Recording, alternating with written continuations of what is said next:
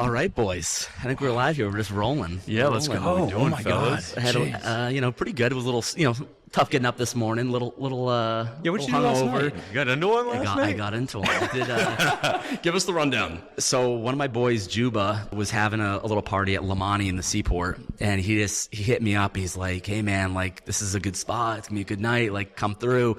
And I didn't know what to expect because I've never been there before. I show up and dude, what a time! But when Juba says that it's going to be a night, it's going to be a night. Yeah, he knows how to throw down. Yeah. So Lamani in the Seaport. Yeah, I haven't been there before. Really solid, and like it was kind of like there's a lot of like Lebanese people, so it was like very like cultured, like that type of music, that type of vibe, and they know how to throw down. It was unbelievable. So safe to say, this morning was a little tough. I did get my workout in though, so there we go. That's all that matters. That's what we're here to know. Yeah, that's what we're here to know. Yeah. So like going off of that, so for everyone that doesn't know, we're here with Darren Battista Bootcamp here at Big Night Fitness in Charlestown, where you're doing a lot of stuff, a lot of Battista Bootcamps and everything. Absolutely. So tell people a little bit about Battista Bootcamp. Like what is it? Just to give it a little further background before that even kind of originated for me, I work over at Equinox Seaport. Yep. I've been there for about 3.5 years. So over the time there, I've made some really strong connections through that network and web. And about a year ago, I leaned into starting my own thing to kind of branch this out and impact people beyond just the Equinox walls. And that's where Battista Bootcamp came to light. I wanted something that it spoke about me as an individual and gave others an opportunity to reach or become part of my movement towards creating healthier and happier versions of people if they're not able to see me at my full-time job at Equinox. So Battista Bootcamp came to light. It started as a virtual fitness and nutrition coaching business, which I've built up today, and I've brought it into these four walls at Big Night Fitness. So shout out to Connor Murphy. He gave me that opportunity. I met him at Equinox, which is just another example of how that place has really blessed me with some strong connections. But I met Connor, we clicked right away, and he gave me the opportunity to take some reign here and bring a large group fitness format into this building. So we've been running on Saturday mornings, 25-person group workouts, fully functional style. You get a little bit of everything, your daily dose of dumbbell, kettlebell work, metabolic conditioning stuff, and obviously for my guys in the room, a big pump. Which let's go. Well, I can vouch for them because I've been to a few of them now, they're legit. And what I love about it is, the workout's great, but it's just like really good energy. You know what I mean? Like when you go to the gym, like you put your headphones in, like whatever, you got to hype yourself up. When you're here with 25 other people going through with you, and you got the music bumping, like it's a different type of vibe. 100%. I began Battista Bootcamp in running these group workouts with more than the idea of just, I want it to be about fitness, because in my eyes, why I got into this field is that it's much bigger than that. Right. And it's always my favorite part about what I do is that community aspect and bringing a bunch of like-minded people in the same room and just getting after it and simplifying it down to, if you want to take your shirt off and get after it, do it. But you need that energy. You need that energy, right? Yeah. But that's what I love about it. It's just different. It's a different type of experience. And like, you could tell people are hyped up to be here. Exactly. You know what I mean? That's what I love, because that's what I feel like fitness should be. Like it should be like a very like high energy, high performance type deal. Like you don't just go through the motions. If you're going to come and you're going to get after it, like let's get after it. Yeah, absolutely. But it also should be community based too, because everyone in that space, those 25 people, they're going through it. When they're doing Battista Bootcamp, listen, I've done one, or two actually now.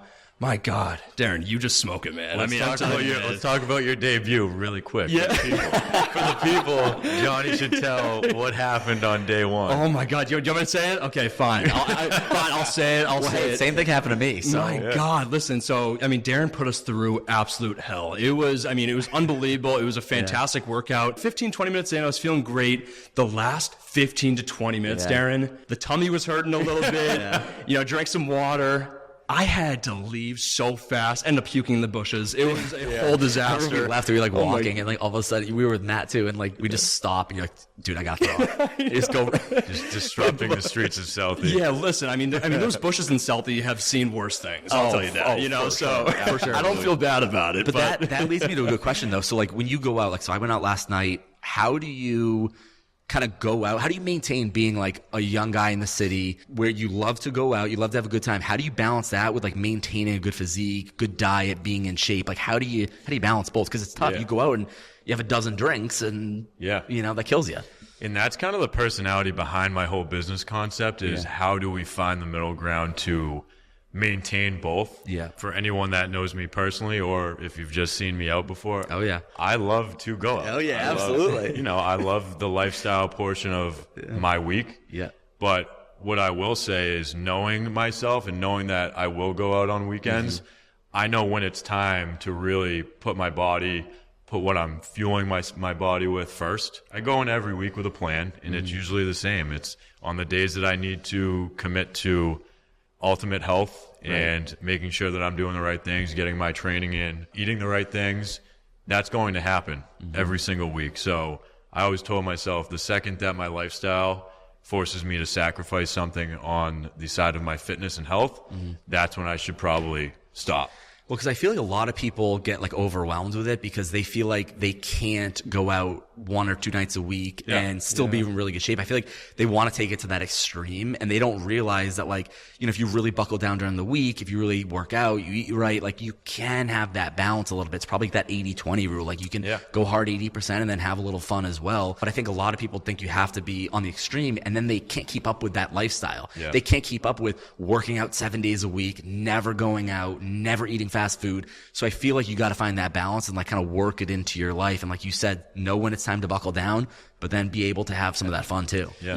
Honestly, I feel like that extreme lifestyle, it just leads to burnout so fast. It's not sustainable. I feel like it's not sustainable. I feel like in my experience, when I've gone through phases, because I love fitness, I love lifting, cardio, this and that. But when I get into that mode where I'm like, okay, I'm just going to the gym 6-7 days a week sometimes.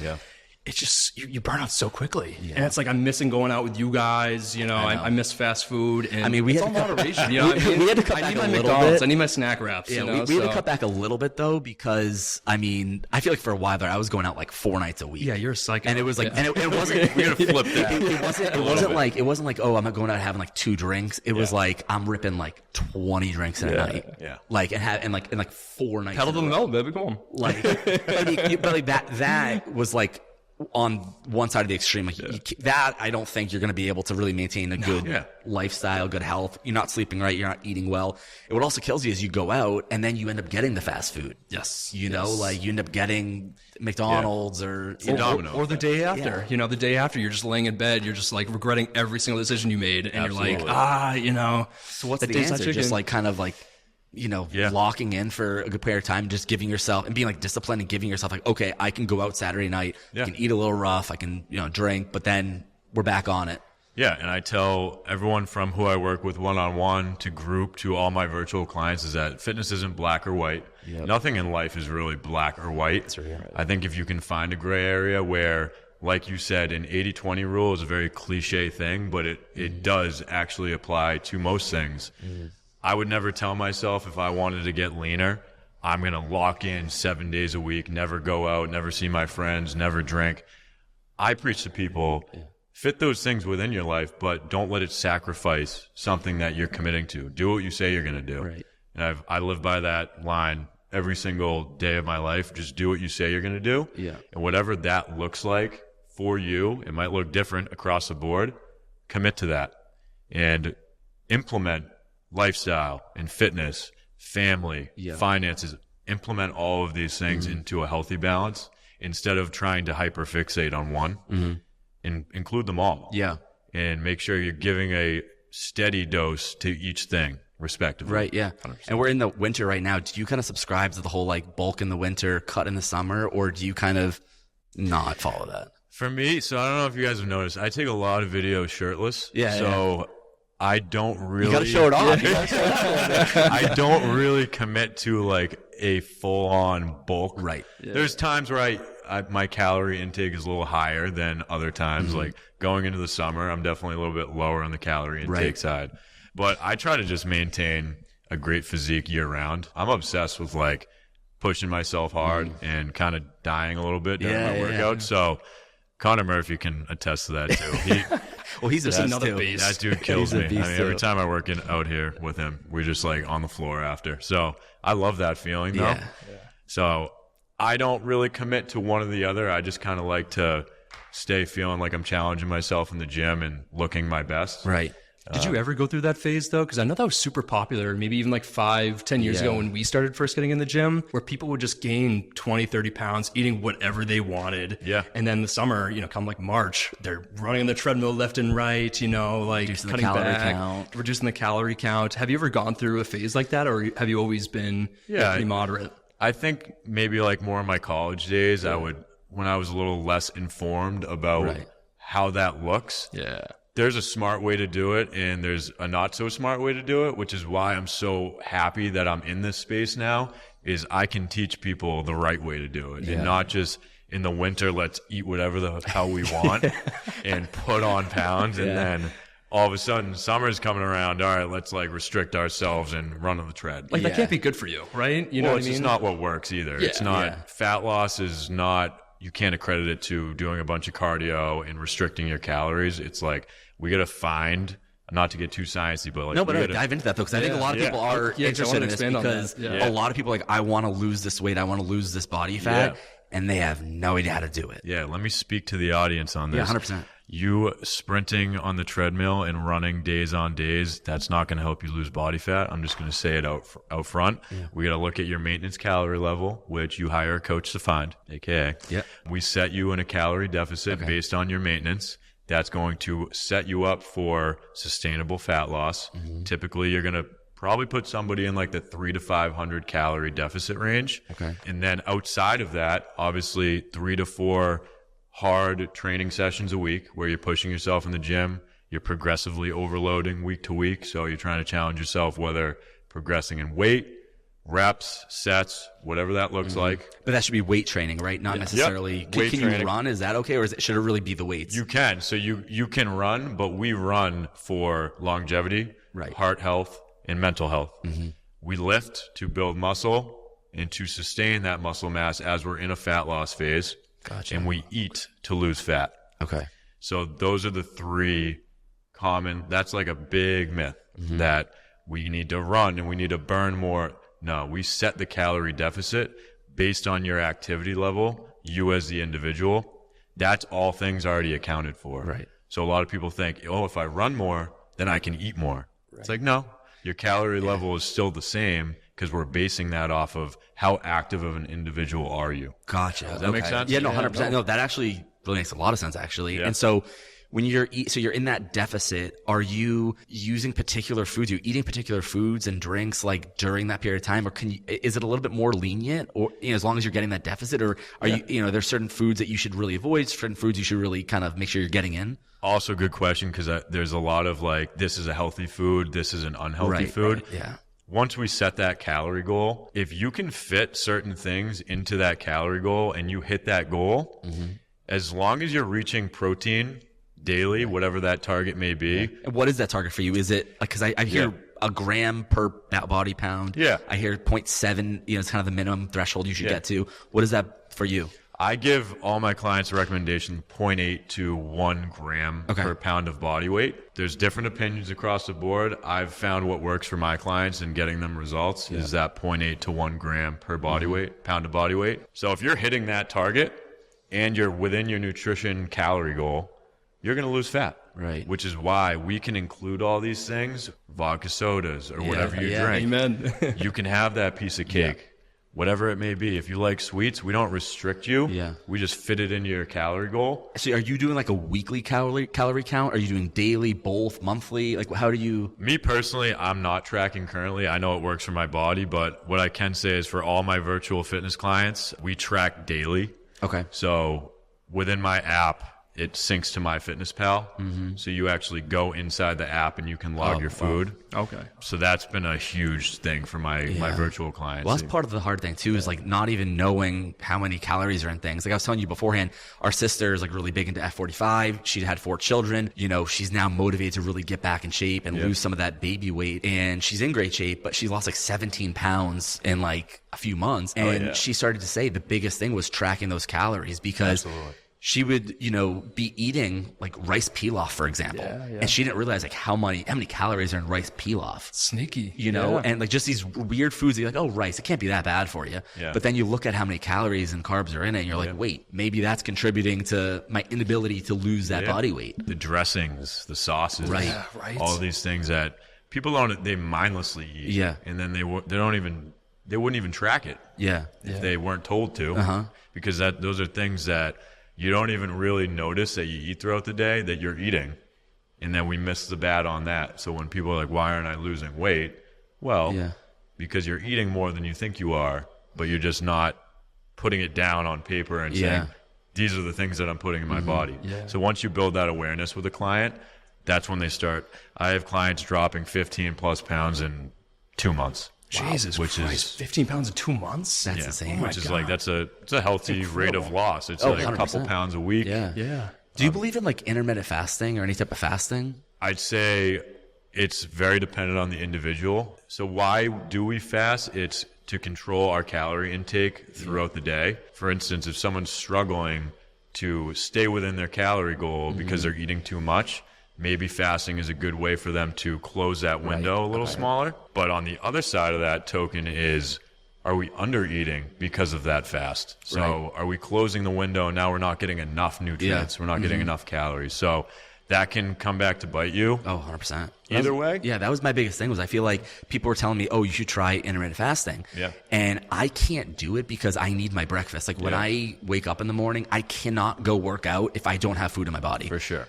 And maybe I could go for a jog or something, but I can't lift. I can't, get really into it if I'm not fed. Like if I don't have something in my system that is going to help me get through it and be able to use for fuel during it. So I can't do the fasting, to be honest. I did do that 3-day water fast though. I don't know how you did that. I remember that. I remember the series on that. So I lost like 12 pounds in the 3 days, and it was like the first day you can have some bone broth and some amino acids, but then the next 2 days, like it's nothing. There's no food. You just drink water. And there's just peaks and valleys. Like some days you're not that hungry. Other times you're like starving, and it's a mental challenge as well. Yeah. But it was a good, like, kind of just like see if I can do it type of challenge. For sure. But that's something I would probably like to do maybe like once a year, maybe twice a year, just to like go through it a little bit. The yearly cleanse. Like the yearly cleanse. Well, they talk about sometimes in that like that prolonged fasting state that you end up like cleaning up your body a little bit. Like your cells will actually go and like eat up some of the bad zombie cells. And I don't know all the scientific terms around it, but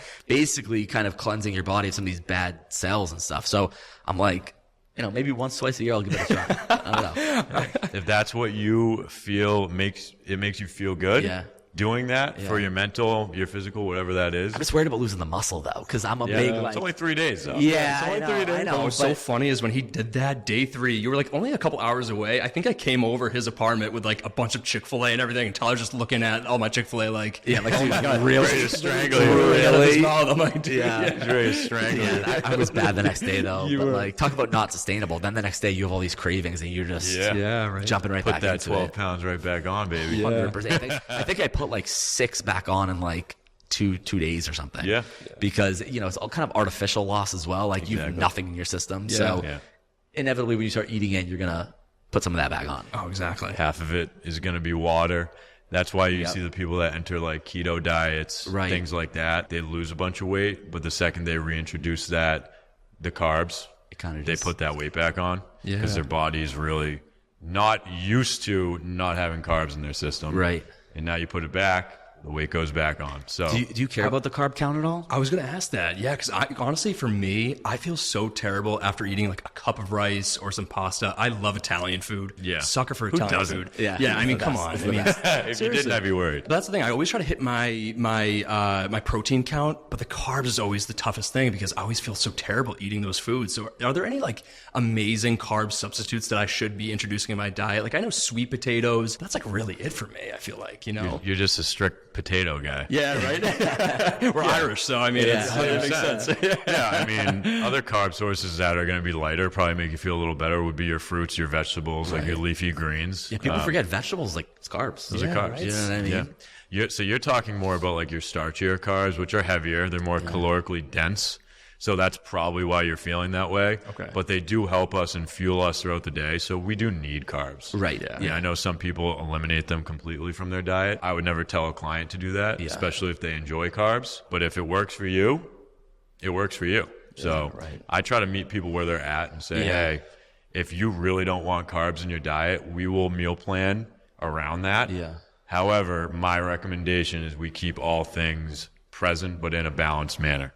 Yeah. I feel like if I eliminate carbs too much, I don't feel great. Like I feel very energy level goes down. Energy levels are really low. Like because isn't that a thing where if you eliminate a certain amount of carbs, you have to reintroduce like fats, healthy fats, like avocados. Fats, I think. Yeah, that's the keto way. I think. The I guess keto, is yes, right. If you're gonna drop the carbs, like you need that energy source somehow. So go for the fat. And you need the calories. You need the calories. So if you're completely eliminating one of the 3 macronutrients, that's a big hit on your calorie intake. So you're gonna have to go crazy on the other 2. Yeah, right. Just to hit. What does a day in the life of you eating look like? Like what's breakfast, lunch, and dinner? Any snacks in there? Supplements? What's the Darren stack? I'll tell you right away, I eat the same things 90% of the time. You do that kind of I do that. Yeah, which is why it works. So morning we wake up, we do 2 to 3 hard-boiled eggs. We do overnight oats, so half a cup of oats. We mix some Greek yogurt in, blueberries, some mixed fruit. That's every morning.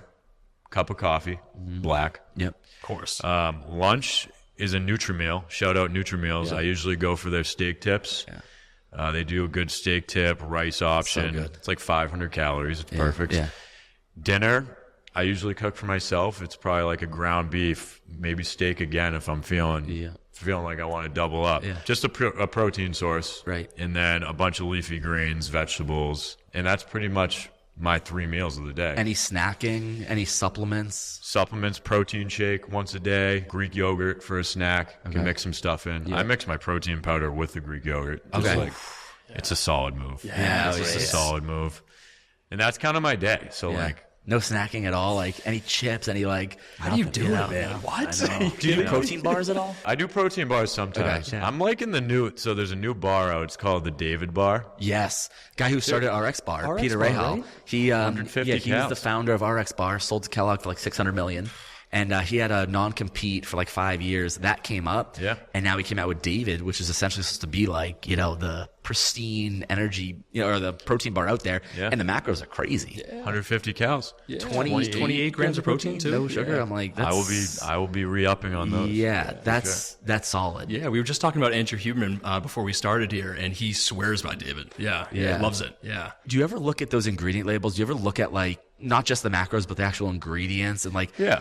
Some of these brands, I'm not saying David does this, but some brands do put like some stuff in there, like artificial flavors or sweeteners and stuff like that. Like, do you pay attention to that at all, or are you kind of just, hey, look, it's hard to avoid it. We're just gonna care about the macros. Yeah, I mean, I do take a look at them, but I know if I'm eating a protein bar, it's probably because that's the only thing really accessible at that time for a snack option. And I know it's probably not the most beneficial or the purest form of protein, but if it will help me reach a calorie goal or hit my protein goal for the day, and that's all I can have access to, at least that's an option there, right? But I don't look into it crazy like, oh my God, it has artificial ingredients, I'm not going to eat it, throw it away.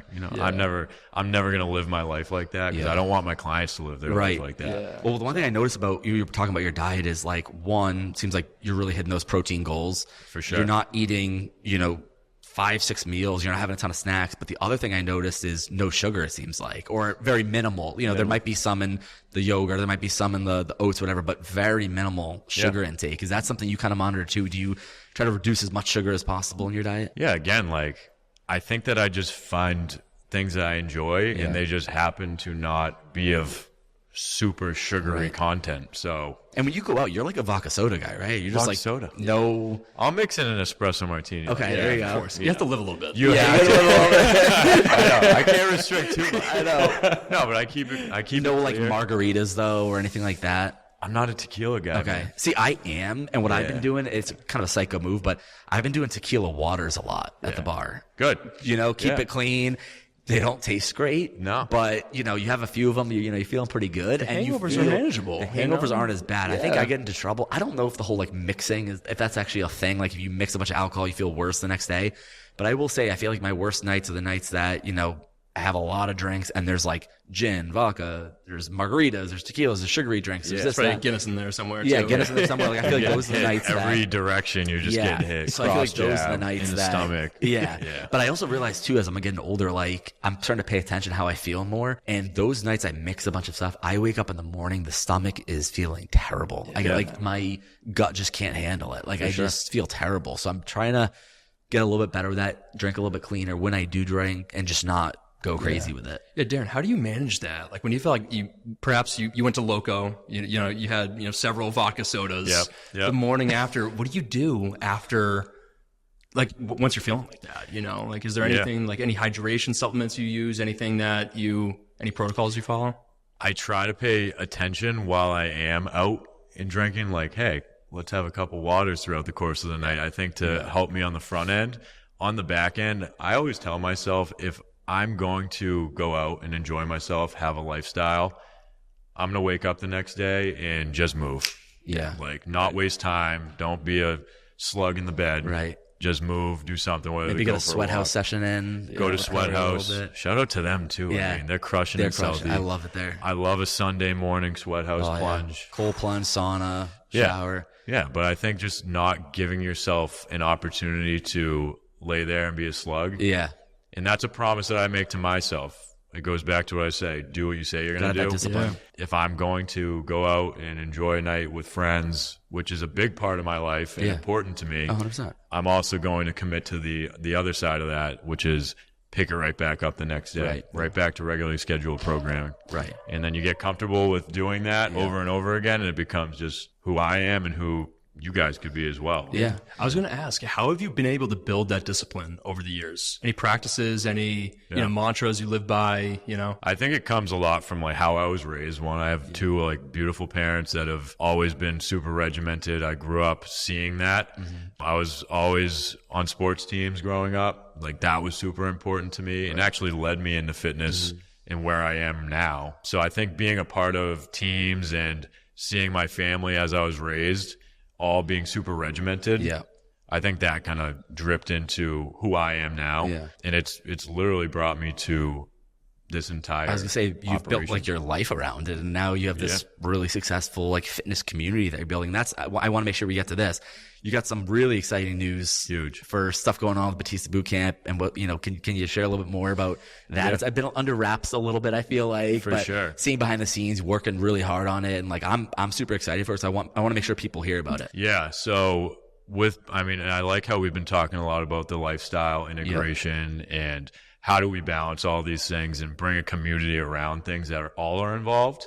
And I think the idea with when I started Battista Bootcamp, it was I want to give people an opportunity to have a platform where all things are acceptable, where we find that gray area together. And that's where a good friend, Kevin Cooney, and I have teamed up, and we're coming out with a bigger platform, an introduction to lifestyle and taking your fitness, your health really seriously, but blending the two together. So the reasoning behind it is to give people a platform where they can access workouts that are created by yours truly. There is a community chat where Kevin will be very active in. We'll be giving you guys updates on events, whether they're boot camps, social outings in Boston, and maybe even outside of Boston as we kind of grow here, and having a team of coaches that are able to get people to their fitness goals with nutrition coaching, lifestyle integration coaching, and having all your training programs made for you. So that's all. I love that. That's amazing. Like just simplifying the whole approach, building that community, let some people be part of something, not just on that fitness journey alone. Yeah. How do people go about finding that? So we're going to be launching early 2025. By the time this pod comes out, we'll have already launched our landing page where people can sign up. You'll get a 30-day workout plan. You'll get a free meal plan upon sign up. So that's basically joining our wait list. Nice. We're set to come out early 2025, like I said. So we're really excited. I've been working on this thing in the background for over a year, probably like a year and a half now. But Kevin's been there with me, along with our good buddy Charles Morris in the background the whole way. So we're really excited to get this thing off the ground. Yeah, dude, I've been waiting for it. I'm excited. So I'm like, excited. this thing's gonna be, it's gonna be different. It's gonna be.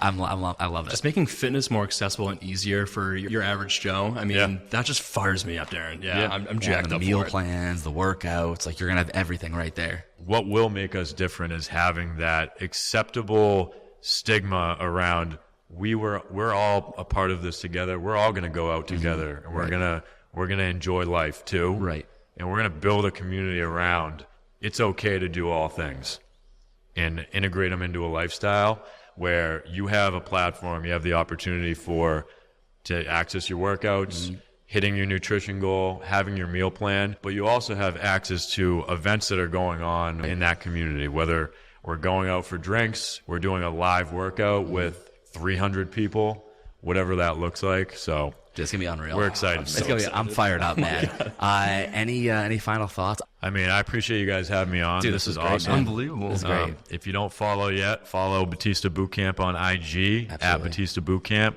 We're going to be posting updates, and we can't wait to see you guys inside the app. It's going to be really fun. And guys, get to the Battista Bootcamp. Grab your friends. Make it like, a little event for yourself. It's so fun. Wake up on Saturday in Big Night Fitness. It's Charlestown, Mass. You got to get over here. Let's go. I love it. Well, so appreciate you coming on, man. This was awesome. Man. I appreciate you guys. Really excited to see where you take this thing, man. Absolutely. I love it. Let's do it. All right, peace, guys.